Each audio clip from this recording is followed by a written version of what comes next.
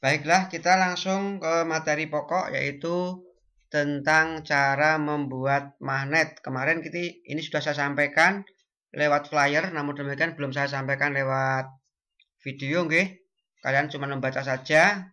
Dan kemarin di flyer juga belum saya terangkan mengenai cara menentukan kutub-kutub yang terjadi. Untuk itu, pada video kali ini akan saya jelaskan tentang cara membuat magnet dan kutub-kutub yang terjadi dari hasil pembuatan magnet tersebut. Sudah kita ketahui bersama kemarin, kalian sudah pelajari bahwa membuat magnet itu itu pada prinsipnya adalah menyusun dari magnet elementer. Magnet elementer itu apa? Magnet elementer itu adalah magnet kecil, magnet apa ya namanya? Bagian-bagian dari magnet tersebut, bagian terkecilnya namanya elemen. Itu kan bagian dari terkecil dari sebuah magnet itu. Sebuah logam itu menjadi magnet kalau molekul-molekulnya atau elemen-elemen yang menyusun dari logam tersebut itu tertata rapi. Karena pada prinsipnya logam yang tidak menjadi magnet itu elemennya adalah tidak teratur. Untuk itu agar menjadi magnet maka harus disusun secara teratur, dihadapkan pada arah yang sama seperti itu sehingga akan menjadi magnet seperti itu.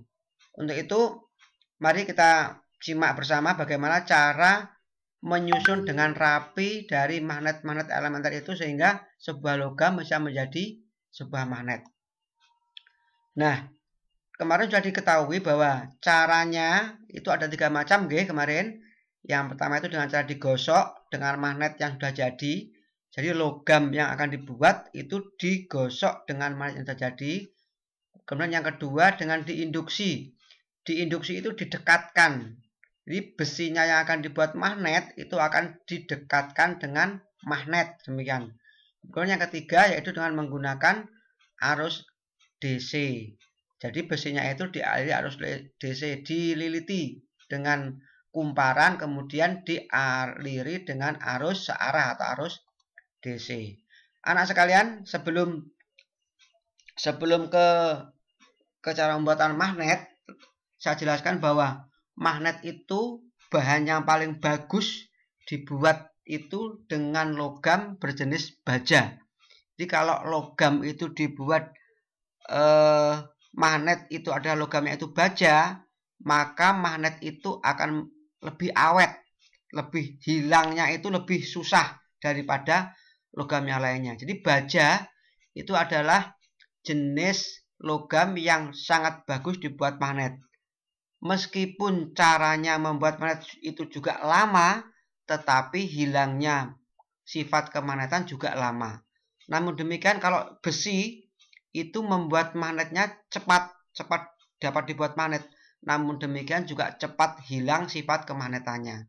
Untuk itu, logam-logam yang baik sekali dibuat magnet adalah logam yang berasal dari bahan baja. Baik, kita menuju cara pertama itu dengan cara digosok. Ini ada sebuah batang yang warna putih ini. Ini merupakan batang logam itu, misalnya ini baja.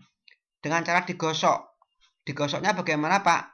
Digosok dengan searah. Coba lihat. Nah, gosoknya searah dari sisi kiri ke kanan. Nah, seperti ini. Lama-lama kalau digosok terus-menerus seperti ini, maka logam tersebut akan menjadi magnet. Yang awalnya putih tadi, lama-lama logam tersebut menjadi magnet. Ingat nggih, cara menggosoknya adalah searah. Dari ujung sini digosok ke sini, dari ujung sini digosok ke sini terus. Nah, apakah bisa, Pak, dari ujung sini ke sini? Bisa juga. Jadi dari sini didorong ke sana juga bisa. Yang penting prinsipnya digosok dengan magnet dengan searah dan tidak boleh bolak-balik menggosoknya, nggak boleh bolak-balik, tapi searah.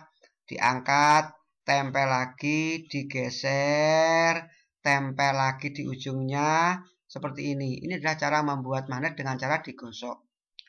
Lalu bagaimana cara menentukan kutub yang terjadi? Nah, ini biru nanti akan menjadi yang digosok pertama kali akan menjadi biru juga. Biru yang merah nanti akan di ujungnya seperti ini. Jadi kutub yang terjadi itu adalah ketika pertama kali digosok pada logam tersebut akan menjadi kutub yang sama dengan penggosoknya. Karena ini yang digosoknya, yang digunakan penggosoknya itu adalah kutub yang biru, maka nanti yang pertama kali diletakkan adalah yang biru. Sehingga seperti ini. Kalau yang digosokkan itu kutub selatan, biru itu selatan, yang merah ini utara. Jadi ketika ini digosokkan, kemudian digeser ke sini, maka kutub ini akan menjadi biru. Ini menjadi selatan juga. Nah, kalau nanti menggosoknya dari arah sini, kemudian ke sana, maka sini yang menjadi biru. Jadi pertama kali digosokkan, diletakkan di mana, nah itulah yang akan terjadi sama. Jadi kalau yang ini, misalnya ini, nah ini menggosoknya seperti ini, nah ini seperti ini, maka ini akan jadi selatan karena menggosoknya seperti ini. No, seperti ini.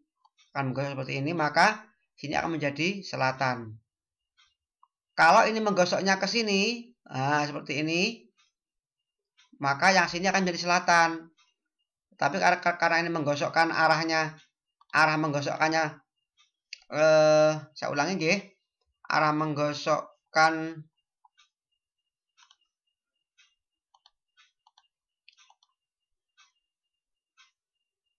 saya ulangi.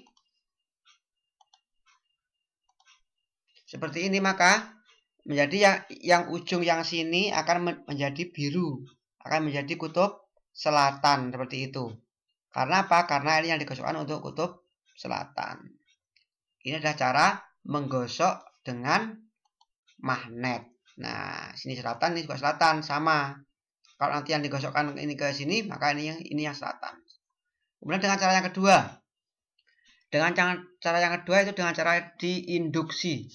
Induksi itu artinya adalah mendekatkan. Jadi ini ada batang logam.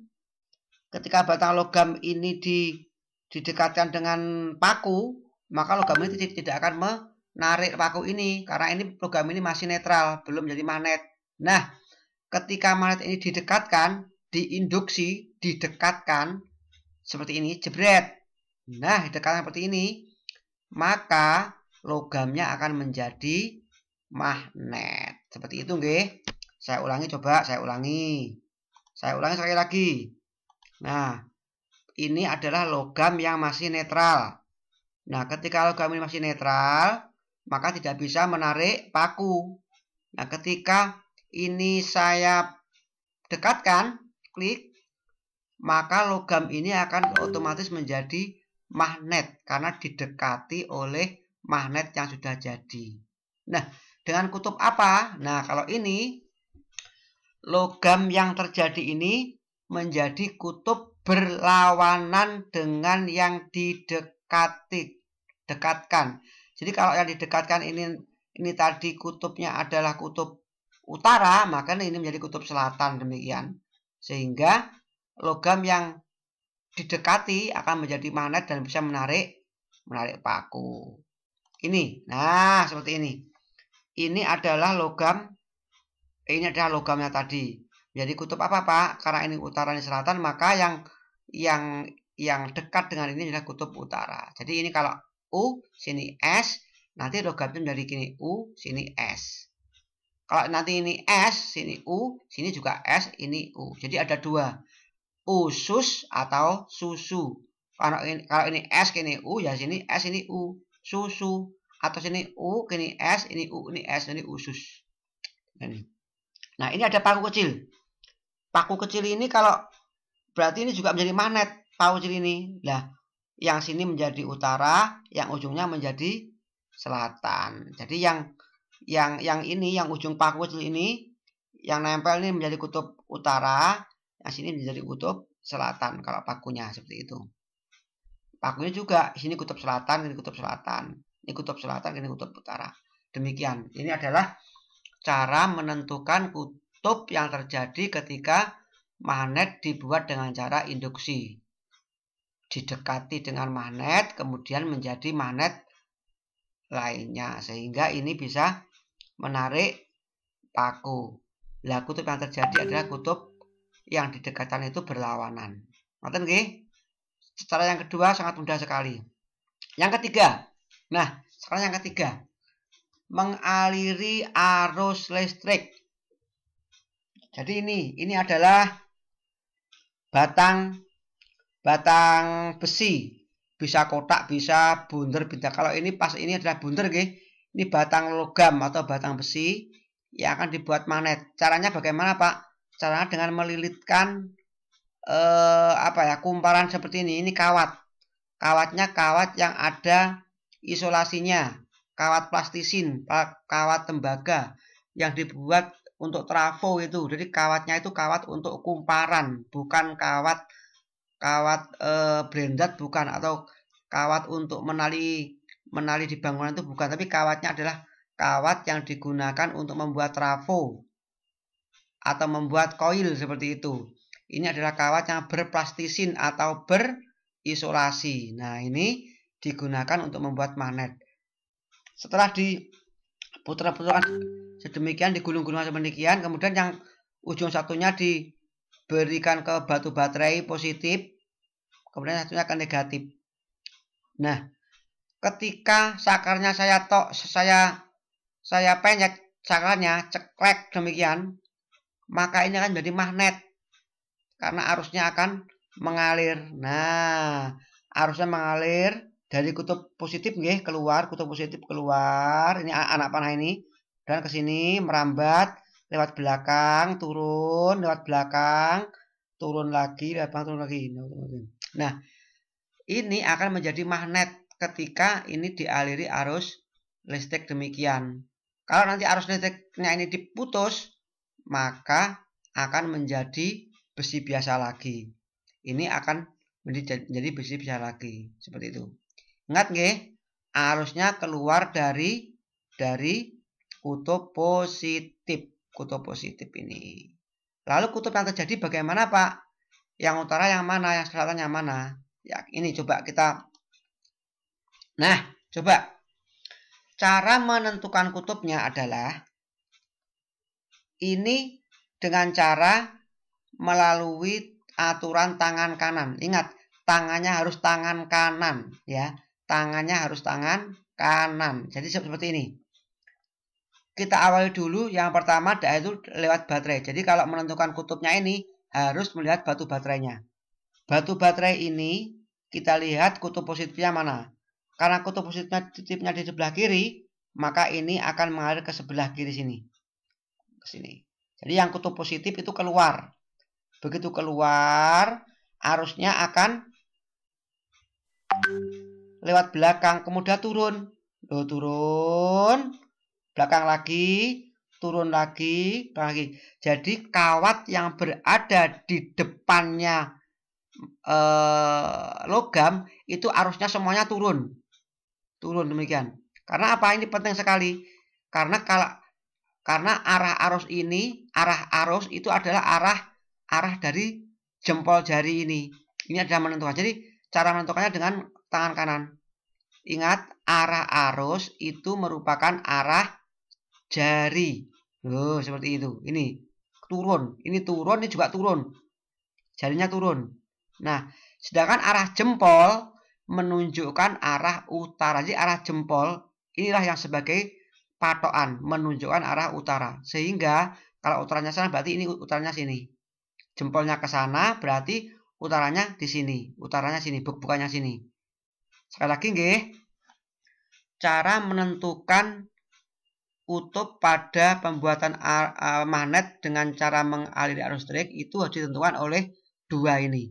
Arah jari merupakan arah arus, jempol merupakan menunjukkan arah utara dengan aturan tangan kanan. Jadi tangannya harus tangan kanan.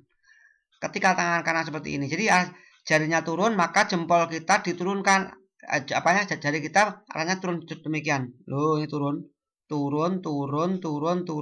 Ini arah arusnya turun. Maka jempolnya ke sana. Sehingga sini adalah arah utara. Nah, coba kalau kita balik. Kita balik. Nah, kalau kita balik, yang kita balik apanya, Pak? Yang kita balik adalah baterainya. Baterainya kita balik. Ini yang panjang, ingat. Gambarnya baterai yang pertama tadi saya ubah. Kalau tadi gambar baterai ini adalah simbol. Jadi simbol baterai itu seperti ini. Yang panjang itu plus, yang pendek itu min. Saya ulangi. Garis panjang ini adalah positif atau plus. Garis pendek itu adalah yang negatif atau min. Yang positif itu arusnya keluar. Jadi ini arusnya ke sini. Karena arusnya ke sini, maka yang di depan logam ini arusnya naik, naik, naik, naik, naik. Kali kita naik, naik, turun lewat belakang, naik lagi, turun lewat belakang, naik lagi lewat depan, turun lagi lewat belakang seperti itu. Nah, karena arah arus yang berada di depan logam itu naik, maka tangan kanan kita balik. Kita balik karena arusnya naik. Nah, seperti ini. Naik, naik, naik. Ini arah arus. Maka jari kita menuju ke sana. Apa jempolnya? Maka jempolnya sini menjadi kutub utara. Bandingkan dengan gambar yang tadi. Nah, kalau yang ini demikian, karena arusnya ke sini. Kalau yang ini demikian, arusnya ke sana.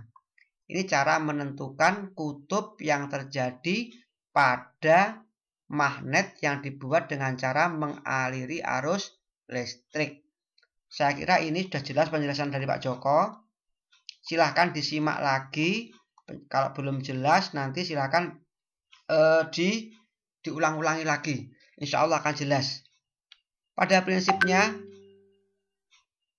membuat magnet dengan mengaliri arus listrik itu harus menggunakan aturan tangan kanan, tidak boleh tangan kiri, tangan kanan. Untuk itu petunjuknya adalah bahwa arah jari itu merupakan arah arus, jempol merupakan menunjukkan arah utara. Seperti itu, nggih. Baik, 3 cara pembuatan magnet sudah saya sampaikan, serta bagaimana cara menentukan kutub-kutub yang terjadi. Untuk itu nanti habis ini ada 3 soal, silakan dipelajari bersama. Ngoten nggih, dipelajari, kemudian nanti soalnya dikerjakan dan silakan dijabarikan ke ke WA Pak Joko. Demikian anak sekalian untuk pertemuan pada pagi hari ini, silakan dipelajari dengan detail, dipelajari dengan seksama agar kalian bisa memahami apa yang saya sampaikan ini. Kita akhiri pembelajaran pada pagi hari ini dengan bersama-sama melafalkan tahmid. Alhamdulillahirabbil alamin. Wassalamualaikum warahmatullahi wabarakatuh.